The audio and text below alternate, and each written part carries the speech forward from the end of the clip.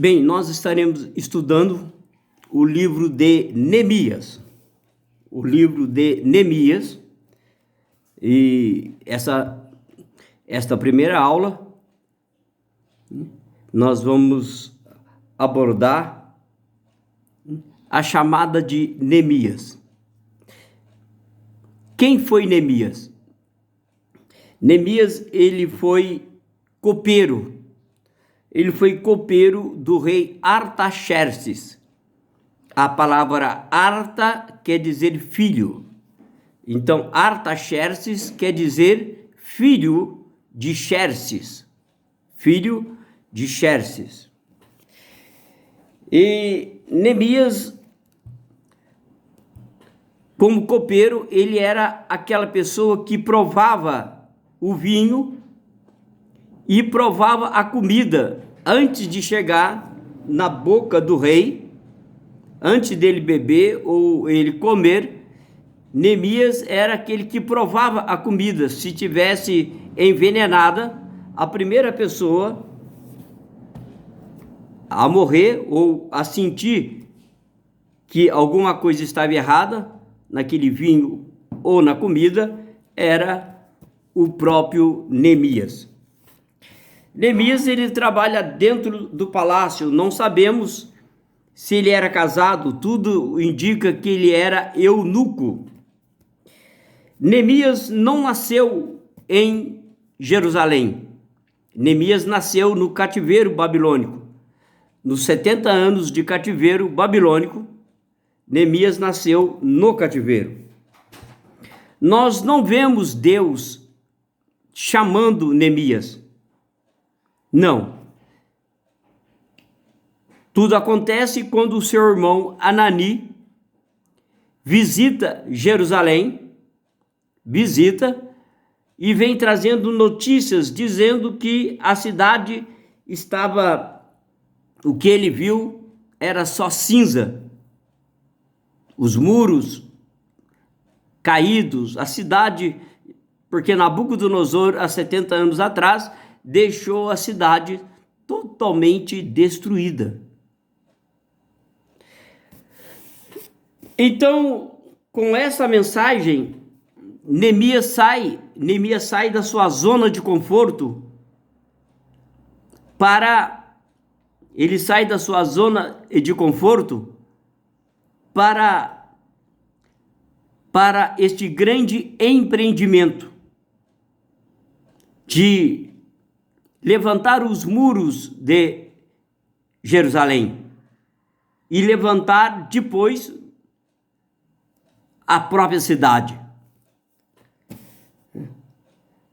Bom, antes de Neemias ir para Jerusalém, para esta obra, dois grupos já tinham ido, já estavam lá há muito tempo antes dele ir.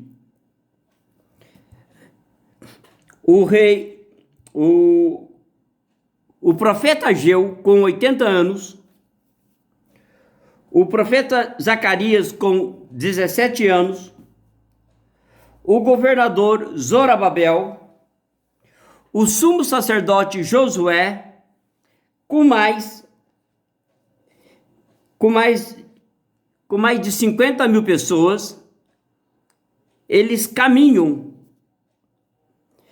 e vão a Jerusalém primeiramente para construir o templo.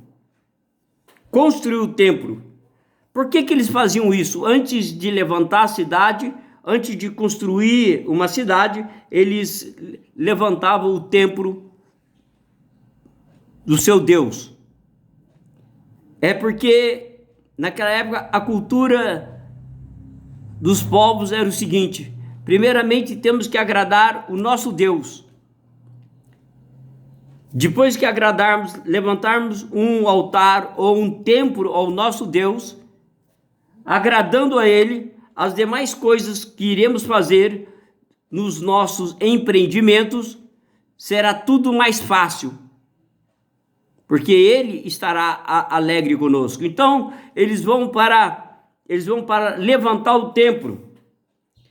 E isso acontece, eles colocam os alicerces do templo, durou 4 anos para fazerem um alicerce do templo. Aí eles ficam parados, 16 anos, quando o profeta Ageu e Zacarias começam a profetizar, eles retornam à obra da construção do templo, e aí, em 2 anos, eles colocam o templo em pé. Então, para colocar o templo em funcionamento, levaram 22 anos. Passado mais alguns anos, vai Esdras, o sacerdote, o sumo sacerdote, Esdras, que era escriba, um doutor da lei. Esdras vai com umas 50 mil pessoas.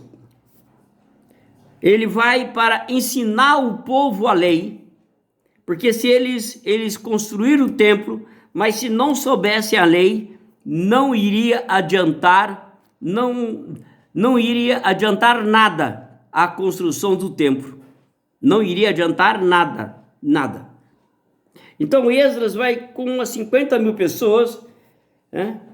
O profeta Isaías, do capítulo 29, versículo 12, diz assim: dá o livro àquele que não sabe ler, e disse: leia isso para mim, e ele não sabe ler.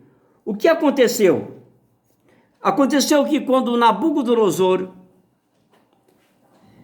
no seu primeiro ataque, porque Nabucodonosor deu 3 ataques, deu o primeiro ataque, 11 anos depois ele deu o segundo ataque contra Jerusalém, e 25 anos depois ele deu o terceiro ataque. Então, entre o primeiro até o terceiro, foi 36 anos.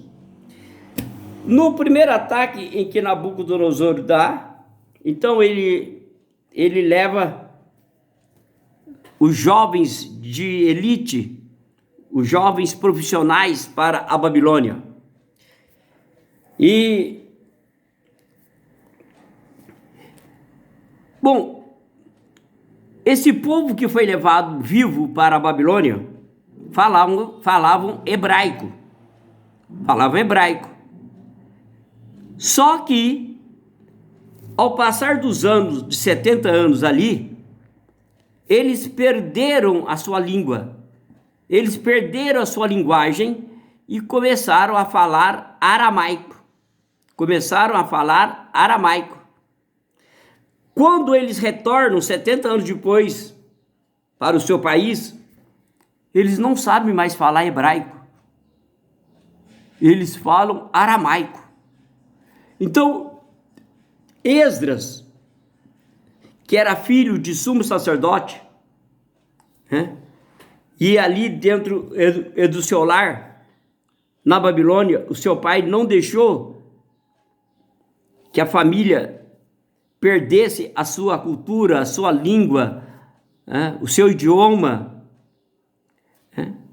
Então, a família de Esdras falavam o aramaico, que é a linguagem da babilônica, mas continuaram falando hebraico em casa. Então Esdras tem que ir para Jerusalém, implantar, ensinar a língua hebraica, porque pegava o Velho Testamento está aqui, pegava o Velho Testamento e não sabia ler, porque estava escrito em hebraico, porque agora eles falavam aramaico. Então Esdras tem que ir lá e ensinar. E aí foi onde Esdras, que já tinha implantado a primeira sinagoga, a palavra sinagoga vem do grego assembleia.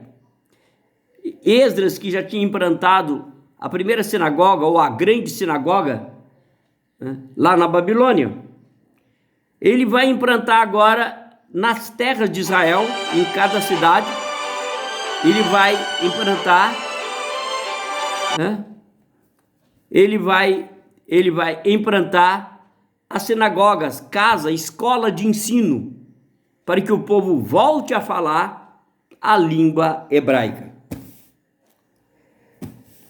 Muito bem. E por último, vai Neemias, com 49.819 pessoas. Neemias ele volta, ou seja, né, que volta, ele vai, agora, a terceira turma, ele vai para reconstruir, porque o povo que foram para lá, montaram as suas cidades, foram morar em sítios, mas não quiseram ter o trabalho de levantar os muros e de reconstruir a cidade. Então Neemias vai neste propósito de reconstruir os muros, que era a segurança, porque os muros, podemos chamar, era naquele momento a malha protetora da sociedade, a segurança pública, e depois levantar a própria cidade, os prédios em si. Então Deus não falou com Neemias. Neemias sentiu que deveria fazer, e como fez, ir para lá, e aí, voltando na vida pessoal de Neemias, todos dizem que ele era eunuco, ele não era casado, ele era eunuco no palácio do rei Artaxerxes. Então ele vai para lá, com quase 50 mil pessoas, e então 3 grupos voltaram para Jerusalém. O governador Zorobabel, o sumo sacerdote Josué, profeta Ageu com 80 anos, profeta Zacarias com 17 anos e mais 50 mil pessoas foram para reconstruir o templo. Passa alguns anos, vai Esdras com 50 mil pessoas para ensinar o povo o seu próprio idioma, devolver ao povo o seu próprio idioma, explicar a lei de Moisés que estava escrito em hebraico. E por último vai Neemias. Agora, talvez Neemias não soube,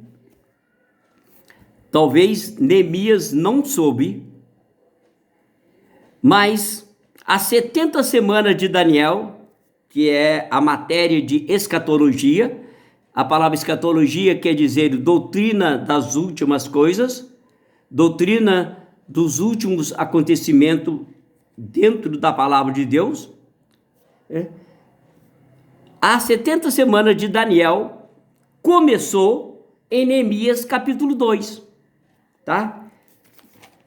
Vamos entrar, eu quero ler apenas as 70 semanas de Daniel, não quero... não dá para a gente entrar nessa matéria, porque é um assunto. As 70 semanas de Daniel, ela abrange o quê? As 70 semanas de Daniel abrange o arrebatamento da igreja. As 70 semanas de Daniel abrange a dispensação dos gentios, ou dispensação da igreja. Depois vem o arrebatamento da igreja, onde os que morreram no Senhor ressuscitam, e aqueles que estão vivos, os seus corpos serão transformados. Então, fala do arrebatamento da igreja. As 70 semanas de Daniel fala do surgimento do anticristo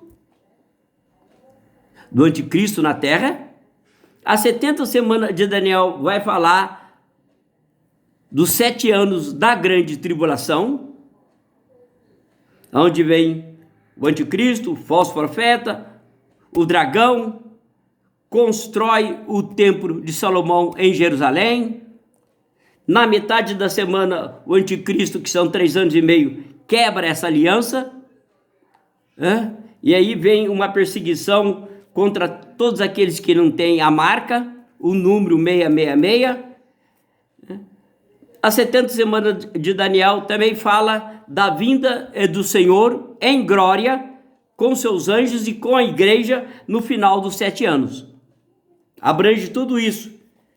Então, eu vou ler para vocês aqui que essas 70 semanas de 490 anos, que é 70 vezes 7 dá 490, começa em Neemias. Eu vou ler aqui para vocês o capítulo 9 de Daniel, versículo 24 ao 27. Mas eu não vou ler o 26 e o 27. Eu não vou ler. Só vou ler o versículo 24 e 25. Capítulo 9.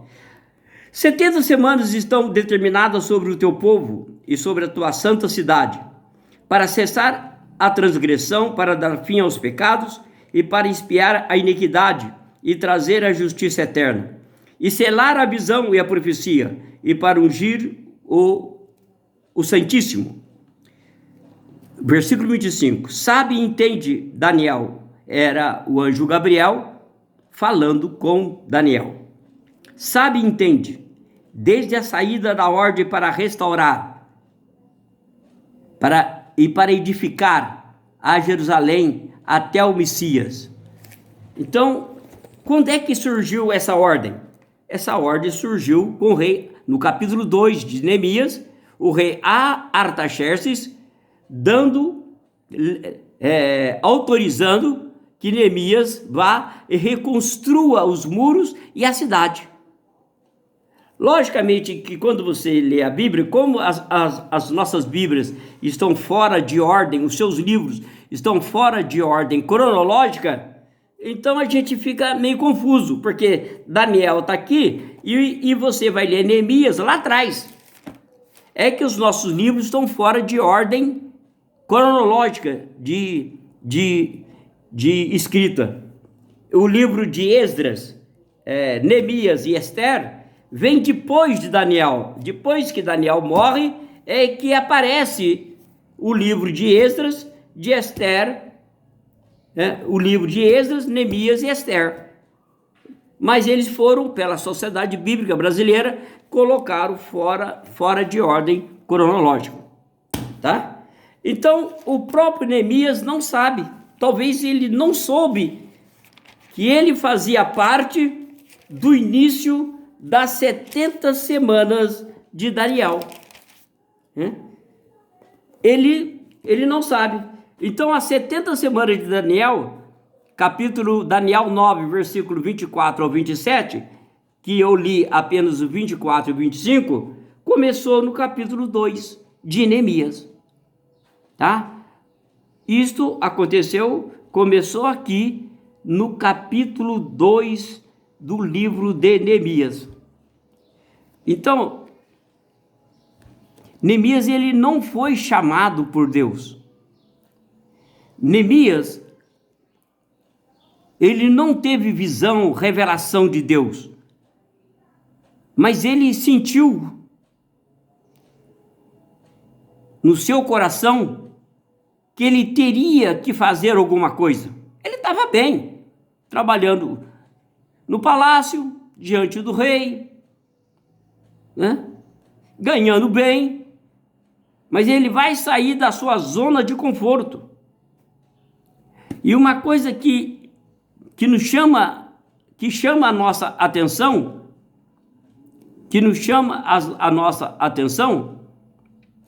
é que Neemias, com as cartas do rei na mão,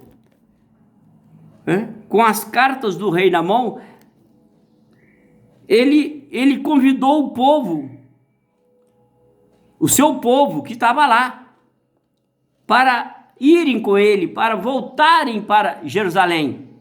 Ele levou 5 anos para convencer o povo a ir com ele. 49 mil pessoas. 49 mil 819 pessoas é que voltaram. 5 anos. E talvez o rei perguntasse para ele, o rei Artaxerxes: Ué, não foi ainda, Neemias? Não, senhor, eu estou juntando o povo meu para ir, eu estou procurando a convencê-los aí. Olha que alerta para nós. Um rei pagão, e tudo indica que a rainha Esther estava ali do lado do rei Artaxerxes, liberou, deu cartas, autorizou, para que ele voltasse, porque o rei nomeou Neemias como governador. Mas governador de nada, né? Tinha um povo lá, mas estava morando nos seus sítios, em bairros, porque a cidade mesmo estava tudo no chão. Nomeou como governador. Agora, o povo que era interessado, o povo da promessa, não foram. Não quiseram estar, não queriam ir. Então ele levou 5 anos para convencer 49.819 pessoas para estarem em Jerusalém. Bom, e Neemias vai. Chegando lá, Neemias passa 3 dias sem falar nada com ninguém, sem comunicar o que ele veio, para que ele veio, o porquê que ele estava ali. Ele não comunica nada com os anciões que estavam ali, ele não comunica nada. Ele vai fazer uma análise. Neemias, ele tem liderança nata. Neemias é um gestor, Neemias é um empreendedor. Ele analisa a situação da cidade, ele pega as pedras, e as pedras elas diluem, porque há 70 anos atrás essas pedras, quando Nabucodonosor tacou fogo na cidade, essas pedras elas se diluíram. Pegava a pedra assim, as pedras esfarelavam. Ele vê as 12 portas da cidade toda queimada, os muros no chão, os prédios que existiam, tudo no chão. Ele analisa, e depois de 3 dias que ele reúne o povo que já estava lá, e ele diz o porquê que ele estava ali, qual é a razão que ele estava ali. E uma das primeiras coisas que ele vai fazer, das 12 portas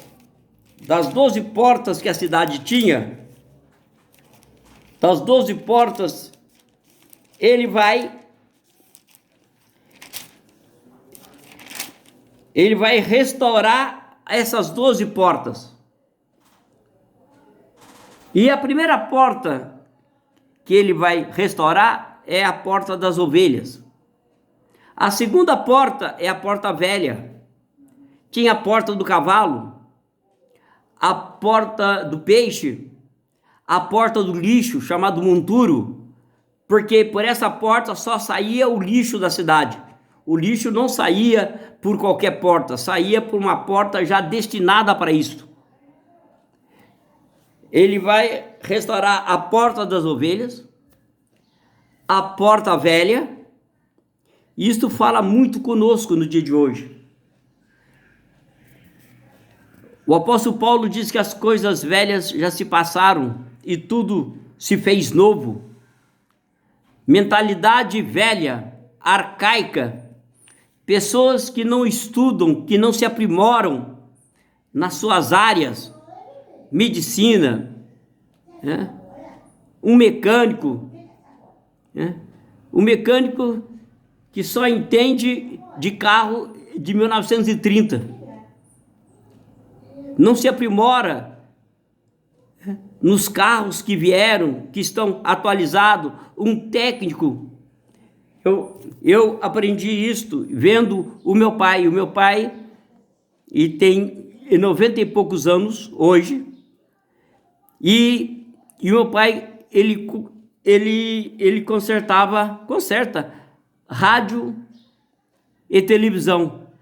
Então todos os rádios novos que surgiam, por exemplo, os primeiros rádios eram a válvula, as primeiras televisão eram a válvula. Aí começou a chegar rádios que não tinha válvula.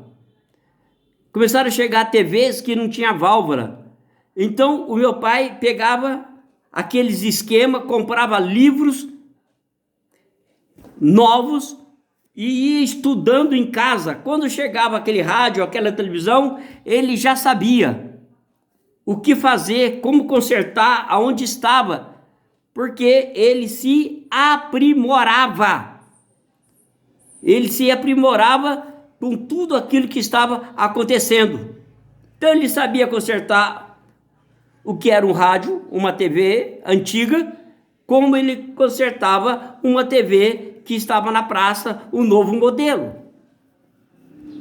Então temos que consertar a porta velha, marido velho, esposa velha, filho velho.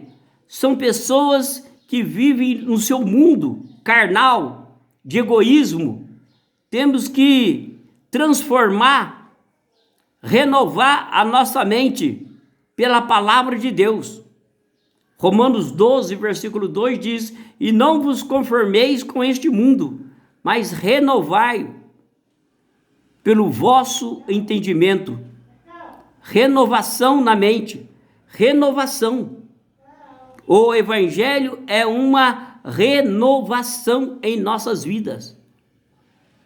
O evangelho pega o nosso caráter e vai moldando. O evangelho muda através do Espírito Santo, vai moldando o nosso caráter. Então, o que ele faz? Ele vai consertar a porta onde vai entrar as ovelhas. Segundo, a porta velha. E vai ali consertando as portas. E Neemias coloca cada família, que cada um reconstruísse os muros na frente da sua casa, que ficaria mais fácil. A pessoa já saía de casa, já tinha um muro, já estava ali caído. Então cada família, pai, mãe, irmãos, parentes, todos se juntavam e começava cada um a levantar o muro de frente da sua casa. Sabe em quantos dias Neemias conseguiu levantar os muros da cidade? Sem o maquinário que nós temos hoje, hein? Sem o maquinário que nós temos hoje. 52 dias. Eu vou repetir. 52 dias o muro estava levantado da cidade. Agora, com o muro levantado, ele ia partir para dentro da cidade para levantar os prédios da cidade. 52 dias. Isso é algo fantástico, é algo maravilhoso. Muito bem, mas não foi tão fácil assim. Por quê? Porque levantou-se Sambalate, Tobias,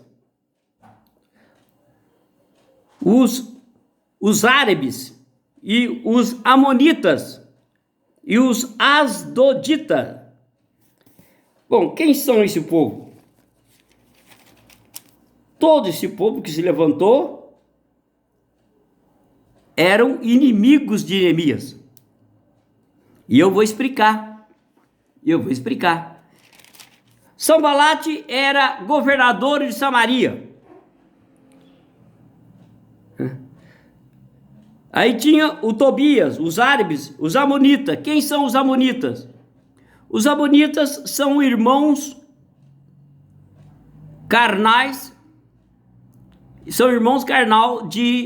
dos moabitas. Esse povo amonita e moabita surgiu numa caverna lá em Sodoma e Gomorra, né? Quando Deus destruiu a cidade de Sodoma, Gomorra, Adimá,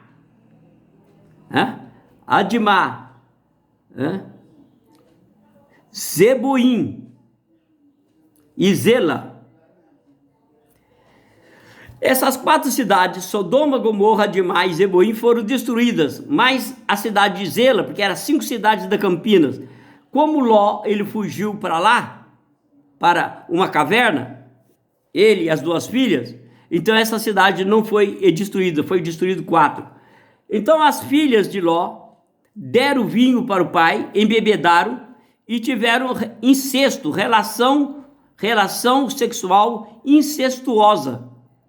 E ali saiu 2 filhos, um foi Amon e o outro Moabe. Então esses povos eram inimigos do povo de Jerusalém. E aí fala do Asdoditas. Quem são os Asdoditas? São os filisteus. Os filisteus tinham 5 cidades principais, tinha mais, mas eles tinham 5 cidades principais: Asdod, que é chamado Asdoditas, Gaza, Gate, Ecrom e Asquelon. Os asdoditas não tinha rei, tinha príncipe nessas 5 cidades que comandava toda a nação dos filisteus. Os filisteus, eles vieram da ilha de Creta, e eles vieram para a Palestina, lá em Gênesis, né? E se implantaram ali. Foram os filisteus, note bem o que eu vou dizer, foram os filisteus que implantaram, que trouxeram o ferro para a Palestina. Eu não disse que eles descobriram o ferro. Eu estou dizendo que na Palestina, o povo que morava lá, as 7 nações cananeias, que está em Deuteronômio capítulo 7, versículo 11, os heteus, os jebuseus, os gigerzeus, os ferezeus, os heveus, os amorreus, ninguém conhecia o ferro. Mas os filisteus trouxeram o ferro e introduziram. É só ler 2 Samuel capítulo 1 todinho, O ferro, o monopólio do ferro estava nas mãos dos filisteus na época do rei Saul. Ponto. Então, esse povo estava contra Neemias. Qualquer pessoa que se levantasse para fazer o bem para Jerusalém, para reconstruir a cidade, então levantou esta oposição. É só você ler em Neemias, capítulo 2, né? No capítulo 2, versículo 10. O que ouvindo Sanbalate, o Horonita, Tobias, o servo amonita, olha bem, o servo amonita, lhes desagradou extremamente que alguém viesse a procurar o bem dos filhos de Israel. Então, o que essa turma fizeram? Eles começaram a levantar toda a oposição contra Neemias, para que ele parasse, né? Mandaram uma profetisa para ficar no meio do povo, para profetizar falso, mandaram uma profecia, uma profetisa, para ir lá e ficar no meio deles e profetizar para que eles não fossem à frente com aquele empreendimento. Então está aqui essa turma. Agora, por que Sanbalate, como governador de Samaria, fazia essa oposição? Porque Samaria ficava a 80 quilômetros de distância de Jerusalém. Jerusalém, quando está no auge, a cidade tinha 150 mil pessoas de habitantes que moravam lá. Nas festas, principalmente da Páscoa, a cidade, a população aumentava 40 vezes mais. 40 vezes mais. 40 vezes mais. Acompanhe comigo. Então, o comércio era rico. Hotéis, hospedaria, a venda de animais. Só numa semana da Páscoa se matava 256.200 animais. A venda de roupa, de tenda. Então, todos eram beneficiados. Então, o turismo religioso em Jerusalém era tremendo. Quando Nabucodonosor destrói Jerusalém, uma parte desse comércio passa para Samaria. Por quê? Porque os samaritanos, eles vão no rei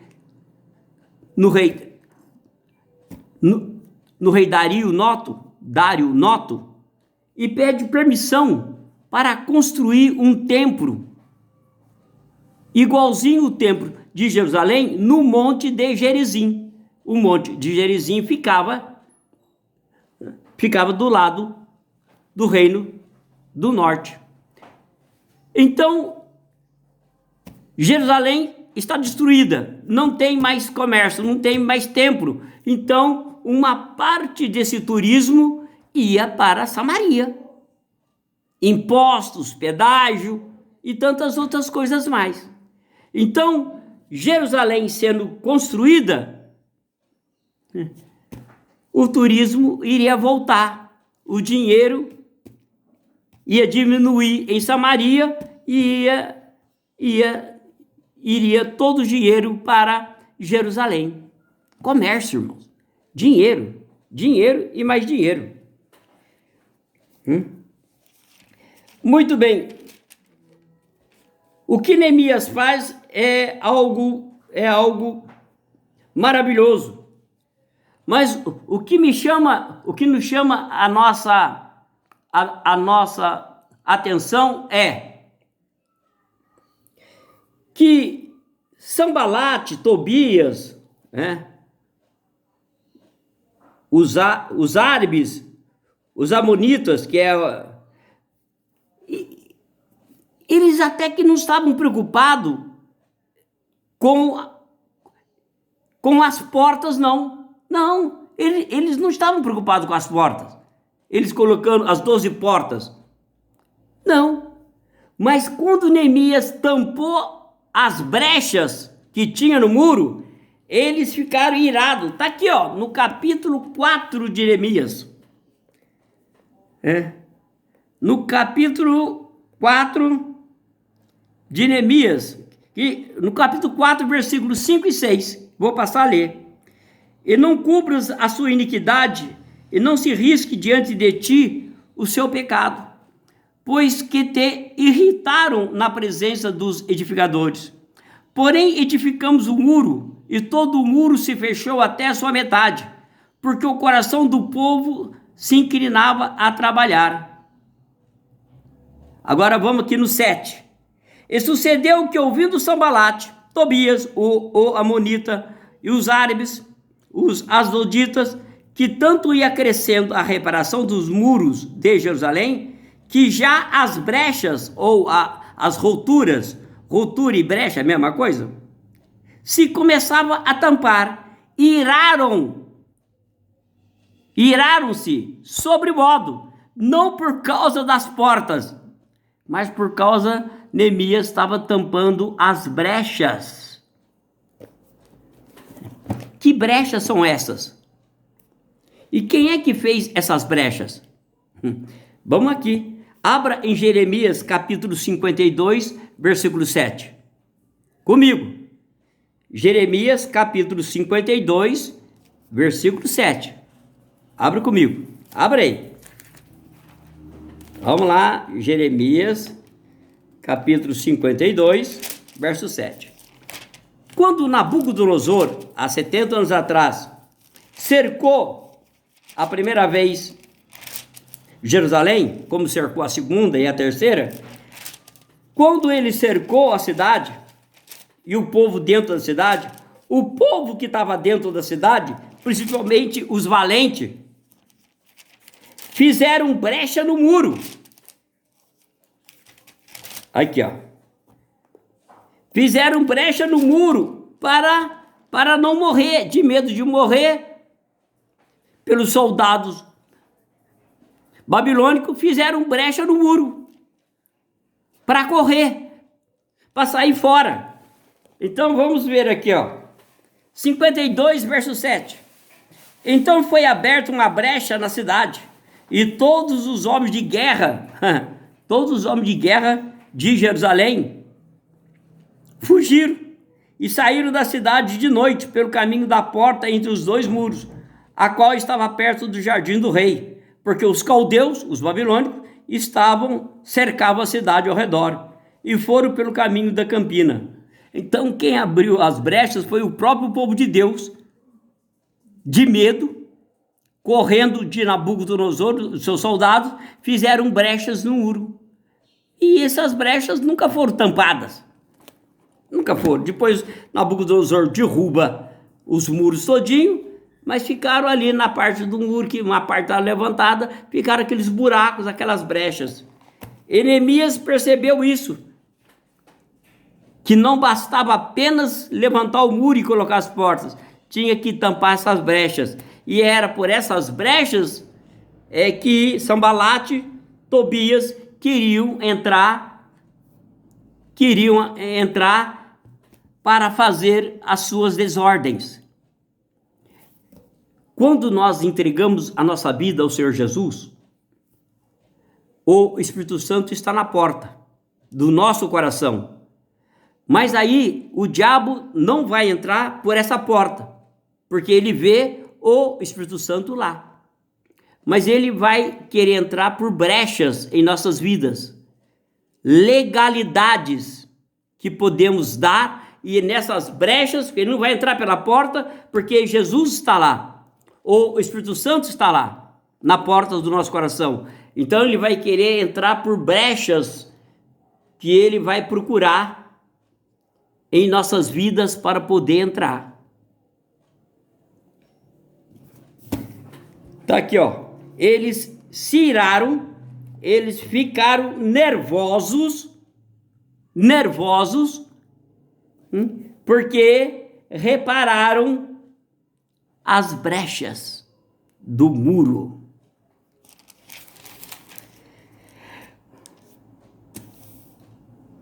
O que Sambalate, lá de Samaria, Sambalate e a turma dele queriam fazer? No capítulo 6, diz assim: os inimigos conspiram contra e tentam intimidar Neemias. Capítulo 6, versículo 1 de Neemias. E sucedeu que, ouvindo Sambalate, Tobias que é amonita, Gesem, que é o árabe, Gesem, e o resto dos nossos inimigos, que eu tinha edificado o muro, e que nele já não havia brecha alguma, ainda que até esse tempo não tinha posto as portas nem os portais. Ele levantou o muro e nem tinha colocado as portas ainda, mas tinha tampado as brechas. A turma ficou ficou irritada. Sanbalate e Gesem mandaram dizer-me: vem e congreguemos-nos juntamente nas aldeias, no vale de Ono. Porém, intentavam me fazer mal. Enviei-lhe mensageiros a dizer: estou fazendo uma grande obra, de modo que não poderei descer, porque cessaria a obra, enquanto eu a deixasse e for ter convosco. Ora, no versículo 4 diz que eles enviaram 4 vezes uma carta. Está aqui, capítulo 6, versículo 4 e 5. E do mesmo modo enviaram a mim 4 vezes, e da mesma forma lhes respondi. Então Sanbalate ainda pela 5ª vez me enviou seu servo com uma carta aberta na mão. Carta aberta é falta de respeito. Carta aberta na mão, a carta vai de um líder, Sanbalate é um governador, de um líder para outro, a carta vem fechada. Quem está levando a carta, o chamado correio ou estafeta, aquele que está levando não tem direito, não pode, não deve ler a carta. Não, mas eles por 5 vezes mandam carta aberta. Quer dizer, eles estão tratando Neemias como... não estão honrando Neemias, porque Neemias é governador. E foi o rei Artaxerxes que nomeou Neemias, que era copeiro, agora na função de governador em Jerusalém. Mas eles não respeitam nem o rei Artaxerxes, que comandava o mundo daquela época, eles não respeitam e eles estão mandando uma carta aberta. Isso é desrespeito, isto é humilhação, para que Neemias vá a um banquete. Para que Neemias vá a um banquete. E lá nesse banquete eles iriam assassinar Neemias.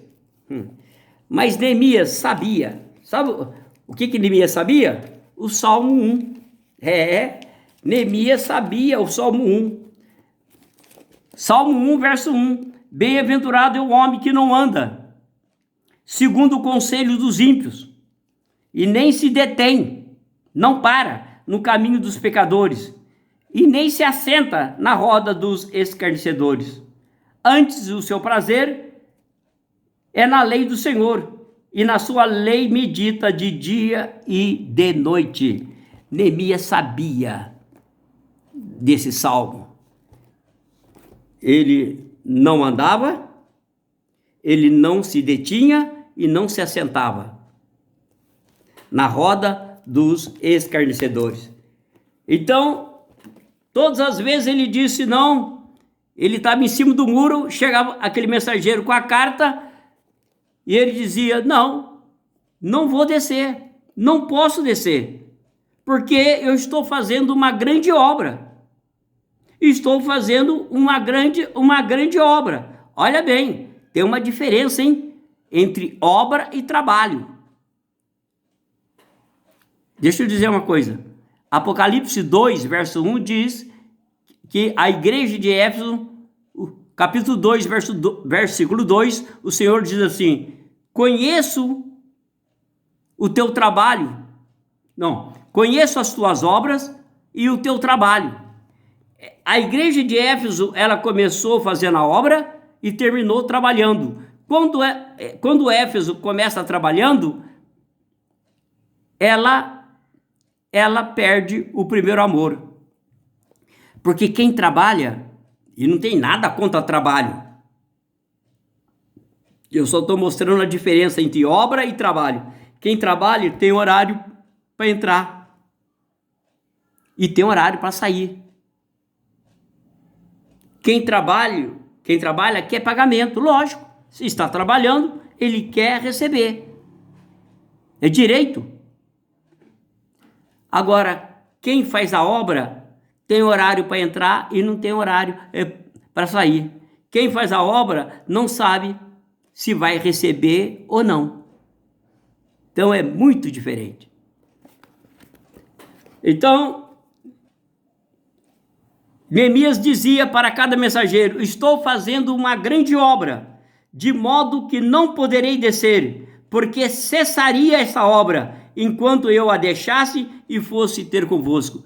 Isto é um alerta para mim, para todos nós. Estamos fazendo uma grande obra. Não podemos nos rebaixar, não podemos descer para fazer a vontade de Sanbalate, de Tobias, de Gesem, o árabe. Não podemos descer, não podemos parar, porque cessaria, porque cessaria a obra, porque pararia a construção dos muros.